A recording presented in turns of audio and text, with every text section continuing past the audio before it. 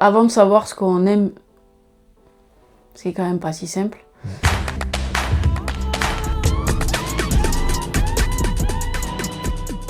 Je conseillerais de bosser, beaucoup quand même.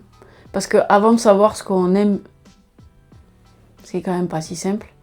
Alors par défaut, on peut quand même éliminer les choses qu'on n'aime pas, ou dans lesquelles on n'est pas bon, ou dans lesquelles on n'est pas à l'aise.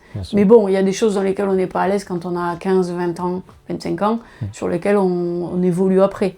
Mais moi, par exemple, typiquement, un travail dans un bureau, depuis que je suis jeune, je me suis dit, ouais, ça va être dur. Alors, bien sûr, j'ai fait des études, et donc j'étais clouée derrière un bureau.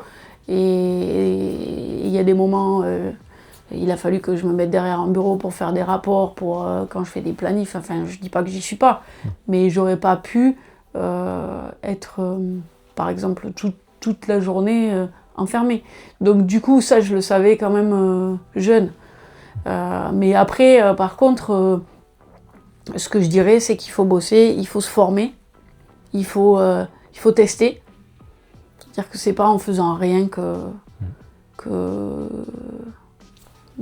se rend compte des choses, quoi. Bien sûr. Voilà, donc c'est un peu essai-erreur.